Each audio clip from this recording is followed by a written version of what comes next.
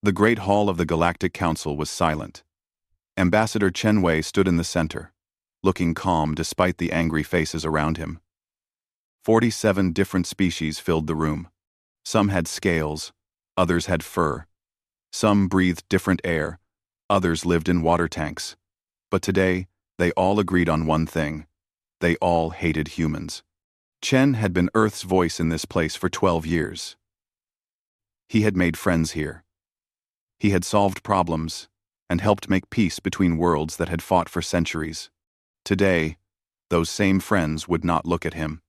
The Vorthan speaker clicked his sharp teeth together. His bug-like eyes stared at Chen with disgust. "The evidence is clear," he said in his buzzing voice. "Humans have built weapons. Terrible weapons that could destroy whole planets." Around the room, other aliens nodded. The crystal beings called ethereals sang sad notes that made the air shake. The fish-like Kalari, who had been Earth's closest friends, stayed quiet. That hurt Chen the most. "We trusted you," said the Zephyrian leader. Her blue skin was dark with anger. "We let you into our homes, our worlds, our hearts, and you betrayed us all." Chen listened to it all. He did not shout. He did not get angry.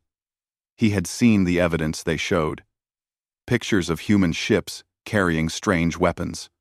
Reports from humans who said they had helped build these terrible things. Energy readings from human colonies that looked very bad. But Chen knew the truth. Those weapons were not weapons at all. They were tools to make dead planets come alive, to turn rocks into gardens where any species could live. It had been a secret because humans wanted to surprise the galaxy.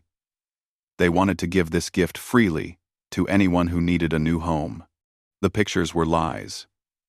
The humans who spoke against Earth were not real humans at all, but aliens wearing fake skin. The energy readings came from the terraforming machines, not from weapons. But Chen had no way to prove this. The real evidence was locked away on Earth, and no one would listen to him now. "What do you say to these charges?" asked the council speaker. She was an old Vorthan who had always been fair before. Now her voice was cold as space. Chen looked around the room one more time. He saw fear in their eyes. Fear of humans. Fear of what they thought humans had become. He could try to explain. He could beg them to listen. He could show them his own pain at being called a liar. But he did none of these things. "We deny these charges," Chen said simply. "Our hearts are clean." The room exploded with angry sounds. Clicks, growls, songs, and squeaks filled the air. Some aliens hit their desks. Others pointed at Chen with claws, tentacles, or fingers. "Is that all you have to say?" shouted the Zephyrian leader. "After all we have shown you?" "Yes," Chen said. "That is all." The vote came quickly. 46 species voted to throw humans out of the council. Only one vote was not counted. The humans would no longer be welcome in council space. All human ships, stations, and colonies had to leave. All trade would stop. All friendships would end. Chen listened to the numbers being read. He felt a deep sadness, not for himself, but for what they were all losing.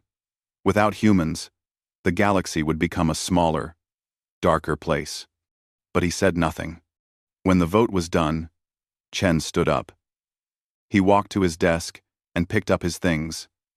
A picture of Earth, some papers, a small gift his daughter had made for him. The other aliens watched him, expecting him to scream or cry or beg. Chen did none of these things. He walked to the door, stopped, and turned back. "I am sorry," he said quietly. "Sorry that you have chosen to be afraid instead of wise. Sorry that lies have beaten truth. Sorry that you will have to live with what comes next. I'm... Then he left the room. His footsteps echoed in the sudden quiet. What none of them knew was that Chen's words would come true sooner than anyone thought.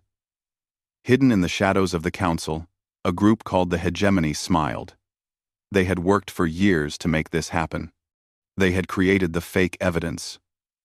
They had paid the false humans to lie. They had planted the fake energy readings. The hegemony wanted humans gone because humans made things better. Humans solved problems that others could not solve. Humans made friends between enemies. Humans asked hard questions that made others think. This made the hegemony angry, because they wanted to control everything. Now humans were being thrown out, and the hegemony thought they had won. Soon they would learn that winning is not always what you think it will be. As Chen walked through the station's halls, other humans saw him and understood. Word spread quickly through hidden channels. In mining stations, trade posts, colonies, and ships all across the galaxy, humans heard the news. Earth had been betrayed. They were no longer welcome. Most aliens expected humans to fight, to argue, to make threats, to cause trouble. But humans had learned something in their long history. Sometimes the best thing to do when people do not want you is to leave. Sometimes walking away shows more strength than fighting. Chen reached his ship and sent a simple message to Earth: "Come home." Within hours, every human in Council space heard the same message. And slowly, quietly, they began to pack their things. The great exodus was about to begin. Captain Maria Santos finished loading the last supply crate onto her trade ship. The Kalari dock workers watched her with sad eyes. They had worked together for 5 years, sharing jokes and stories. Now they could barely look at each other. "Maria," said Kelsch, the dock chief. His fish-like face was pale. "This is wrong. You are good people." Maria smiled sadly.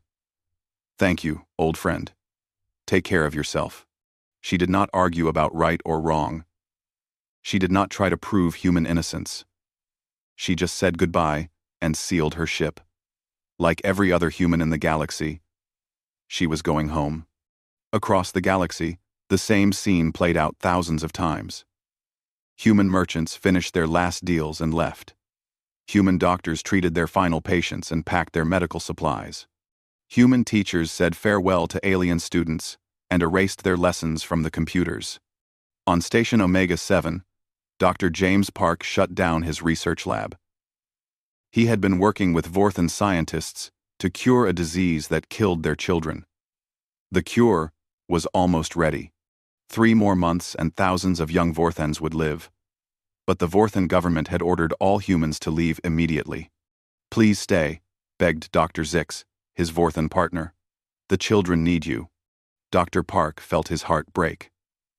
But orders were orders. Humans were not wanted. "I have uploaded all my research to your computers," he said.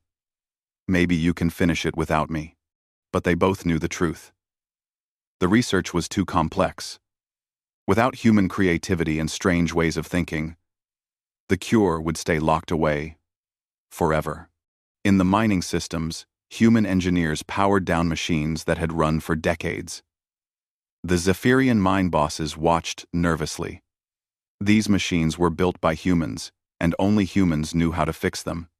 When they broke down, the mines would close. "You cannot leave," said Mine Chief Vex. "We have contracts." Engineer Lisa Chen shook her head. "The Council canceled all contracts when they threw us out. We have no choice." She handed him a data pad with instruction manuals. But the manuals were written in human style, full of shortcuts and tricks that other species found impossible to understand. On the farming worlds, human atmospheric engineers shut down the air cleaning systems. These machines let different species breathe the same air and work together. Without them, many colonies would become impossible to live in. The ethereals tried to stop them. "These systems are vital," they sang, in their crystal voices. "Whole worlds depend on them." The humans felt terrible, but they had no choice. "We trained your people for years," said Chief Engineer Thompson. "The basic maintenance is in your computers. That is all we can do." But basic maintenance would not be enough. When these complex systems failed, as they surely would, Many worlds would become empty. The strangest part was how quiet everything was. No human screamed about injustice. No human threatened revenge. No human begged to stay. They just left, one by one, like ghosts fading away. Ambassador Chen was the last to leave the council station. He paid all of humanity's bills, even though they owed nothing. He returned borrowed equipment. He even left a small gift for each species that had voted against them. Beautiful art made by human children who still believed in friendship between the stars. The Kalari ambassador found Chen in the docking bay. "This is madness," she said. "Earth has been our friend for generations." "Then why did you stay silent when we needed you?" Chen asked gently. The Kalari could not answer. Fear had made her people quiet when they should have been brave. Chen's ship was the last human vessel to leave council space. As it jumped to faster than light speed, it sent a final message on all frequencies. "We go in peace. We wish you well. Remember us kindly." Then they were gone. The silence that followed was the loudest thing anyone had ever heard. In the council chambers, the aliens sat in shock. They had expected humans to fight, to argue, to cause problems. Instead, the humans had simply vanished like morning mist. "Where did they go?" asked the Vorthan speaker. Long-range sensors showed human ships heading toward the outer rim, the dangerous edge of the galaxy where few species dared to travel. The stars there were unstable. Space storms made travel deadly. The planets were barren rocks with poisonous air. "They cannot survive out there," said the Zephyrian leader. "It is a wasteland." The ethereals sang worried notes. "Perhaps we should call them back. Explain that we acted in fear." But it was too late. Human ships had already disappeared into the censored dead zones of the rim. No signals could reach them. No messages could be sent. On trade stations across the galaxy, alien merchants stared at empty docks where human ships once landed. The humans had been everywhere, trading goods between species that did not trust each other, solving problems, making peace. Now, those docks were empty. Those problems were growing, and peace was becoming harder to find. The Kalari were the first to panic. Their fishing fleets used human-designed navigation systems. Without human maintenance, the systems began to fail. Ships got lost in space. Some were never found. The Vorthans discovered that their mining equipment needed human-made parts. The parts were complex and strange. No other species knew how to make them. When the equipment broke, the mines closed.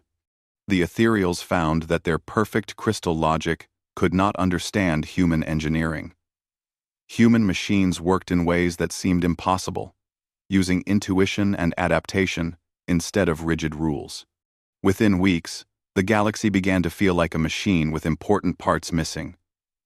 Trade slowed. Communication became difficult.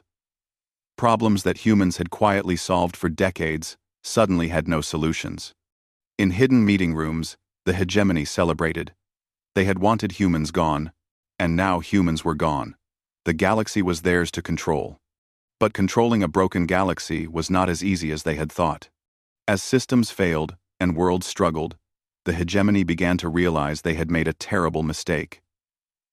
They had destroyed the very thing that made the galaxy worth ruling. But by then, it was too late.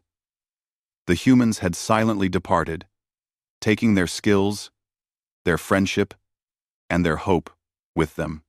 The galaxy was about to learn what it really meant to live without humans. 6 months had passed since the humans left. The galaxy was starting to fall apart. Captain Zeth of the Kalari fishing fleet stared at his navigation screen with growing fear. The display flickered and showed wrong numbers. 3 of his ships were lost somewhere in deep space because their human-made guidance systems had failed. "Can you fix it?" he asked his engineer. Engineer Blup looked at the complex human machinery with his large fish eyes. "I do not understand how it works," he admitted. "The humans built it, but they never explained the deep secrets. They just said it would work forever." But nothing worked forever, especially not without the people who understood it. On the farming world of Kalari Prime, the air was getting hard to breathe. The atmospheric processors that mixed gases for different species were breaking down. The Kalari gasped for clean air while other species choked on the wrong atmosphere. Chief Scientist Glub read the human instruction manual for the 100th time. The words made sense individually, but together, they seemed like magic. Adjust the quantum flux compensator when harmonic resonance exceeds baseline parameters. What did that even mean? The humans had tried to teach them, but Kalari minds worked differently. They thought in straight lines, while humans thought in spirals. Now those spirals were the only thing that could save them, and they were gone. The Vorthan mining worlds faced worse problems. Their great excavation machines sat silent and broken. These machines had dug precious metals from asteroid belts for 50 years. They were built with human engineering that bent the rules of physics in impossible ways. Mine foreman Clicks stared at a broken quantum drill. The human manual said to use creative problem-solving to adapt the resonance field. Vorthans did not understand creativity. They understood rules and procedures. Creativity was a human thing. Send a message to the other mining companies, Clicks ordered. Ask if anyone knows how to fix human quantum technology. The answer came back quickly. No one knew. Human technology was too strange, too adaptive, too alive for other species to understand. The Zephyrian spy networks were blind. For decades, they had used human agents who could think in ways that confused enemies. Humans could lie creatively, blend into any culture, and solve problems that had no logical answers. Intelligence Chief Vax read report after report of failed missions. Our enemies can predict everything we do now, she told the High Command. Without human unpredictability, we have become easy to fight. But the worst was happening on the trade routes. Humans had been the galaxy's universal translators and mediators. When species disagreed, humans found compromises. When cultures clashed, humans built bridges. Now those bridges were crumbling. On Trade Station Beta 9, a Vorthan merchant and an ethereal trader were arguing about a simple deal. Without human mediators to help them understand each other, the argument became a fight. The fight became a riot. The riot shut down the entire station. Similar scenes happened across the galaxy. Species that had worked together for generations suddenly could not communicate. Human translators had done more than change words between languages. They had changed feelings, ideas, and ways of thinking. The ethereals sang their frustration in crystal harmonies that hurt other species' ears. The Vorthans clicked angrily and confused everyone else. The Kalari made wet sounds that other species found disgusting. Without humans to smooth the differences, the species were becoming strangers again. The council tried to hold emergency meetings, but the meetings became disasters. Arguments started over small things and grew into huge fights. Without human diplomats to calm everyone down, the council could not agree on anything. We must find the humans, declared the Vorthan speaker. Bring them back before everything collapses. But where were they? Long-range sensors showed nothing beyond the outer rim. It was as if the humans had vanished from reality itself. Some Kalari scouts tried to follow the human trail into the dangerous edge regions. None came back. Space storms, unstable stars, and stranger things made the outer rim impossible to explore. They could not survive out there, insisted the Zephyrian leader. No species can live in that wasteland. No species. But humans had always been different. They lived in places other species thought impossible. They solved problems other species thought unsolvable. Maybe they could survive where others could not. The first world to completely collapse was a Vorthan mining colony. The atmospheric processors failed, the mining equipment broke down, and the quantum communication system died. 2 million Vorthans had to be evacuated. The rescue ships arrived to find the colonists waiting calmly with their bags packed. They had known this would happen. Everyone had known, but no one wanted to admit it. "How long do we have?" asked the colony governor. "Maybe a year," answered the rescue captain. "Maybe less." The Kalari homeworld declared a state of emergency when their ocean filtration systems began to fail. These systems cleaned the water for billions of fish-like beings. Without them, the oceans would become poisonous. The ethereals offered to help with their crystal technology. But ethereal science worked in perfect harmony, while human machines used chaos and adaptation. The two approaches could not be mixed. Trade began to collapse as species retreated to their home systems.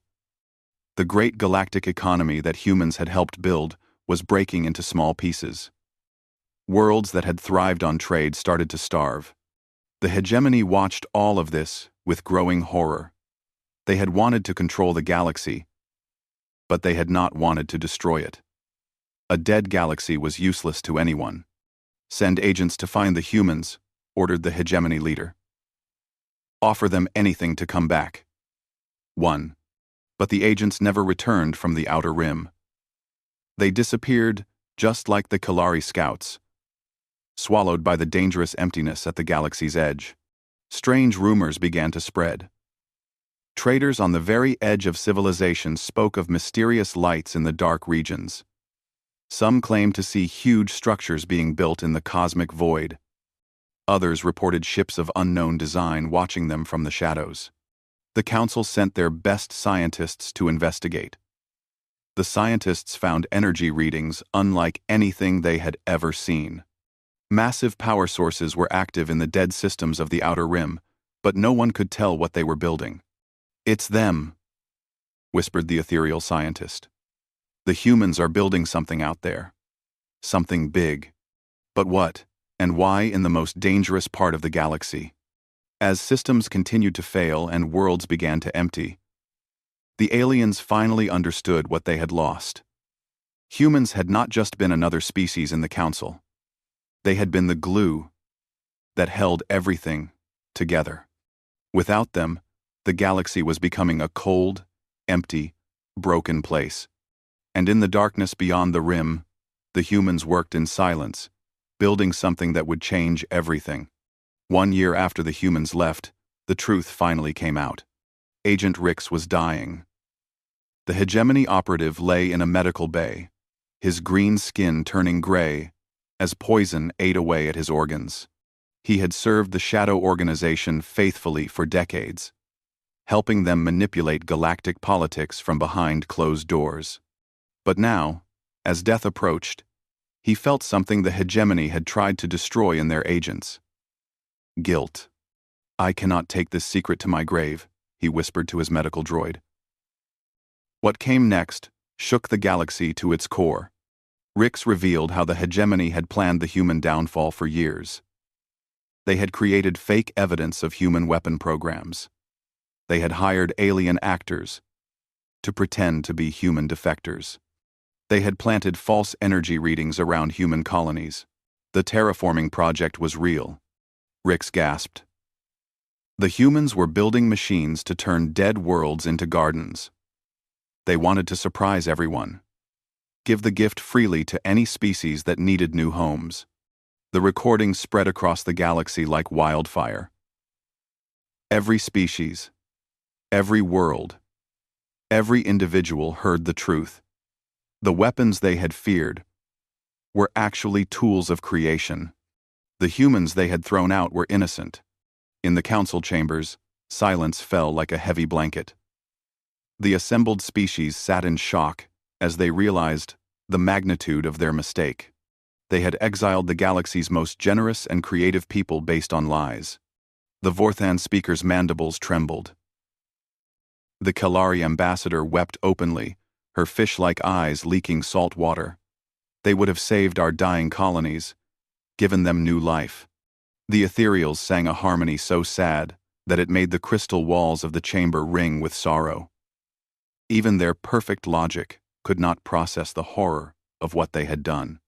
The dying agent's recording contained more terrible truths. The hegemony had manipulated trade disputes, started wars between species, and assassinated peaceful leaders. All to create chaos they could control. "We thought removing humans would make the galaxy easier to rule," Rix wheezed.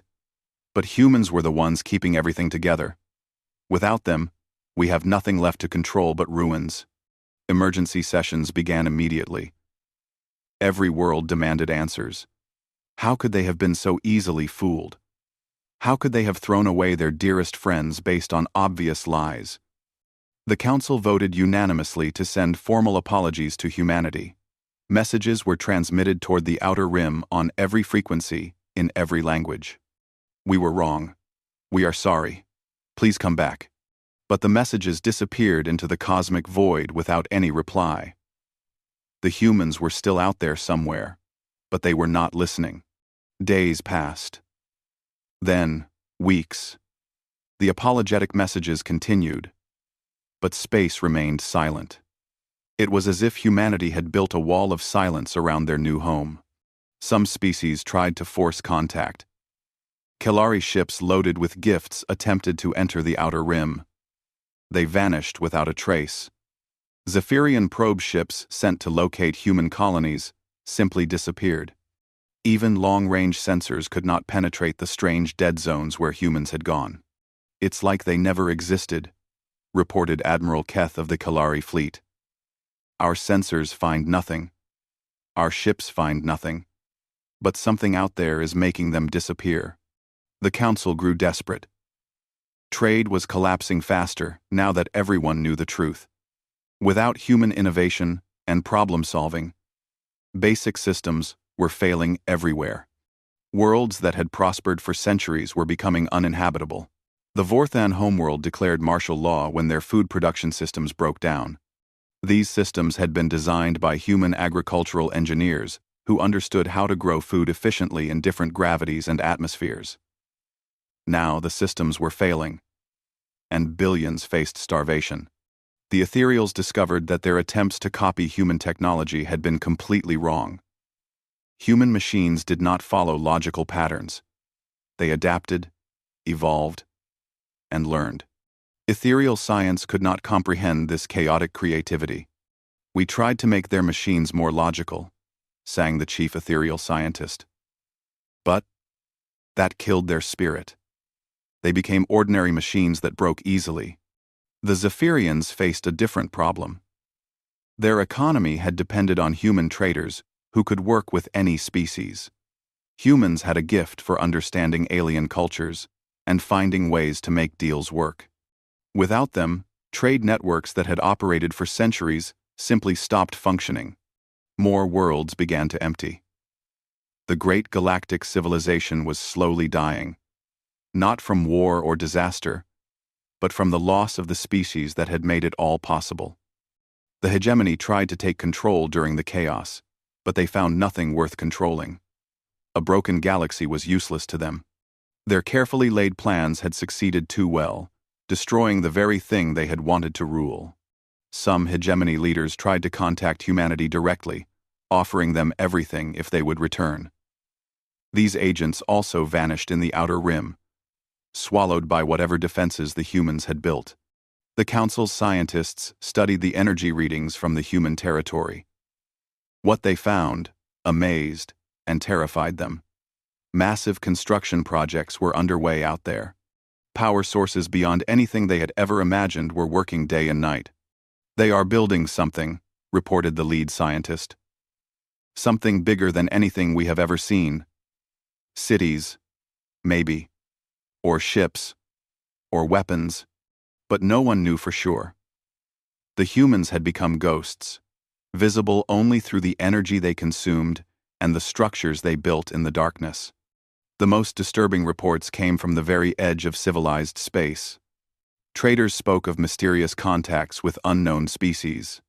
New aliens were arriving from beyond the galaxy's edge, drawn by promises of advanced technology and peaceful cooperation. These aliens spoke of humans with respect and friendship. They had been invited to something called the New Commonwealth, a growing alliance of species that valued cooperation over domination. "The humans are not alone anymore. whispered a frightened trader. They have found new friends. Better friends. The council tried to contact these new species, but found themselves ignored or rejected. The humans had apparently warned their new allies about the council's unreliability and betrayal. The galaxy was being left behind, while humanity built something new and better in the cosmic wilderness. As the first anniversary of humanity's departure approached, the council faced a terrible truth. They had not just lost their most valuable species. They had lost their future. The humans were gone, and they were never coming back. 5 years had passed since the humans silently departed. The galaxy was a shadow of its former self. The great council chambers, once filled with the voices of 47 species, now held only 23. Half the worlds had abandoned galactic civilization entirely, retreating to their home systems to face the collapse alone. The ornate meeting hall, designed by human architects centuries ago, was crumbling. No one remembered how to maintain its complex systems. Ambassador Thys of the Kellari sat in what had once been humanity's seat. The chair remained officially reserved for Earth, though everyone knew Earth would never return. A small metal plaque had been placed on the armrest, reserved for the species who taught us that wisdom sometimes means walking away. The words stung every time she read them. Thys looked around the half-empty chamber. The Vorthan delegation consisted of only 3 members, instead of their former 12. The Vorthan homeworld was dying, its population scattered across refugee colonies. The ethereals sang constantly now, their crystalline forms dim with sorrow. They had calculated that galactic civilization would completely collapse within 2 more years. The Zephyrians barely participated anymore. Their proud intelligence networks had been reduced to watching their own borders as hostile neighbors pressed closer. Without human diplomats to negotiate peace, old conflicts were reigniting everywhere. "We have received another transmission from the Outer Rim," announced the council speaker, her voice tired and weak. "The humans are offering refuge to the Molari system." The Molari were a peaceful aquatic species whose sun was dying. They had begged the council for help, but no one possessed the terraforming technology to save them. The humans, apparently, still did. "They ignore our calls but save others," muttered the Vorthan representative. "They have not forgiven us." "Why should they?" Thys asked quietly. "We threw them away like garbage based on lies. We chose fear over friendship." Similar reports arrived weekly now. Human ships, barely detected at the edge of sensor range, would appear near dying worlds or species in crisis. They would offer sanctuary, advanced technology, and membership in something called the New Commonwealth. Species that accepted vanished into the Outer Rim, never to be seen again. The Council had tried to investigate this New Commonwealth, but every probe they sent disappeared. Every scout ship vanished. It was as if the humans had surrounded their territory with an invisible barrier that swallowed anything the old galaxy sent their way. Dr. Zix, the Vorthan scientist whose research had been abandoned when humans left, sat in his empty laboratory. The cure for the children's disease remained unfinished. Thousands of young Vorthans had died while he struggled to understand human medical techniques. He stared at the final notes left by his human partner, Dr. James Park. "Sometimes the impossible is just the possible waiting for someone brave enough to try." The words made no sense to his logical Vorthan mind, but somehow they held the key to everything. A soft chime indicated an incoming message. Zix expected another bureaucratic waste of time from the failing government. Instead, he found a transmission from beyond the rim. Dr. Park's face appeared on the screen, older but still kind. "Hello, old friend. I heard about the children. The ones we could not save." Zix's breathing tubes fluttered with shock. "James, you are alive." "We thought. We feared." "We're fine, Zix. Better than fine. We've built something beautiful out here." Park's image smiled sadly. "I'm sending you the complete cure. All of it. No strings attached. But why? After what we did to you. Because sick children have nothing to do with politics. Because some things are more important than hurt feelings. Because that's who we choose to be. The transmission contained everything. Complete medical formulas, treatment procedures, and manufacturing instructions. Enough to save every Vorthan child in the galaxy. Zix wept as he realized the cruel irony. The humans had been forced to leave, but they still cared more about Vorthan children than the Vorthan government did. Similar acts of quiet kindness happened across the galaxy. Human ships would appear near disasters, drop aid supplies, and vanish before anyone could respond. They never asked for thanks or recognition. They just helped and left. The contrast was stark. The old galaxy was collapsing into selfishness and isolation. The humans, exiled to the cosmic wasteland, were becoming more generous than ever. Trade Captain Nels was one of the few brave enough to work the dangerous routes near the rim. Her ship was old and unreliable, but she carried medicine to colonies that others had abandoned. During a cargo run to a failing mining world, her ship's engine died in deep space. Life support was failing. Her crew faced slow death in the cold void. Then a ship appeared. Not one of the familiar council designs, but something new and graceful. It docked with her vessel, and humans in environmental suits came aboard. "Are you all right?" asked their leader, a woman with graying hair and kind eyes. "We detected your distress signal." Nels stammered her thanks as the humans quickly repaired her ship with technology far advanced from anything in council space. They restored her life support, upgraded her engines, and even left spare parts. "Why?" Nels asked. "After what we did to your people?" The human woman smiled. "Because you needed help.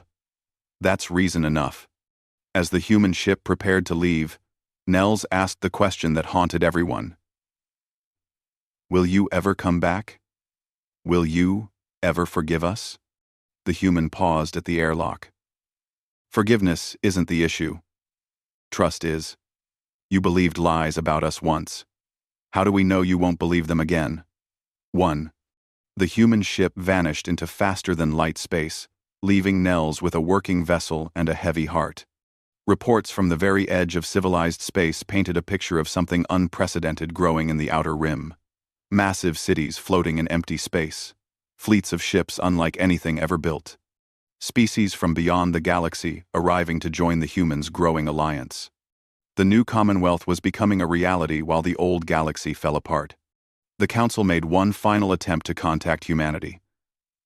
They sent their most respected diplomat, the ancient ethereal named Harmony, on a one-way mission to the Rim.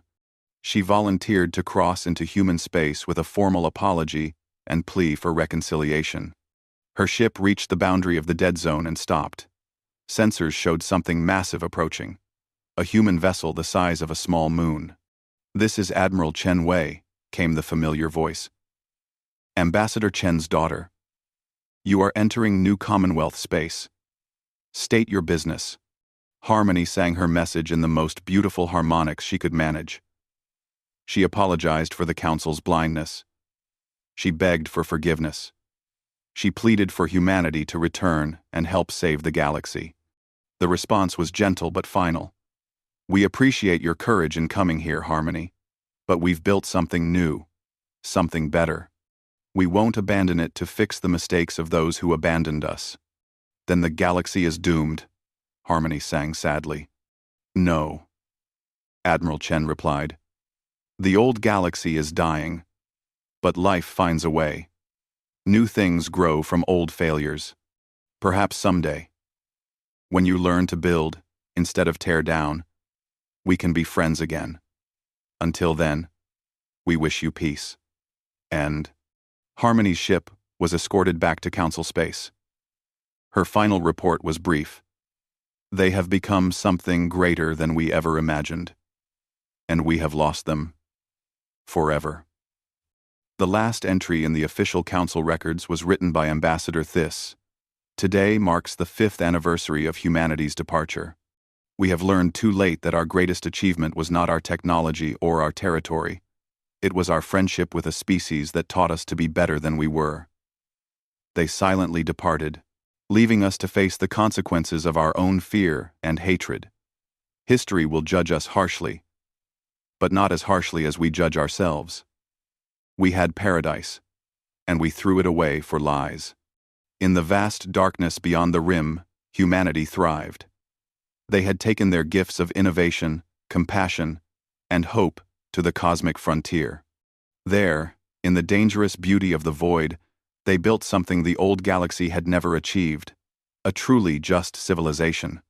The Council's empty chambers stood as a monument to the greatest failure in galactic history. Not the failure to keep the peace or prevent war, but the failure to recognize greatness when it stood among them. The humans had silently departed, and in their silence, they had said everything that needed to be said.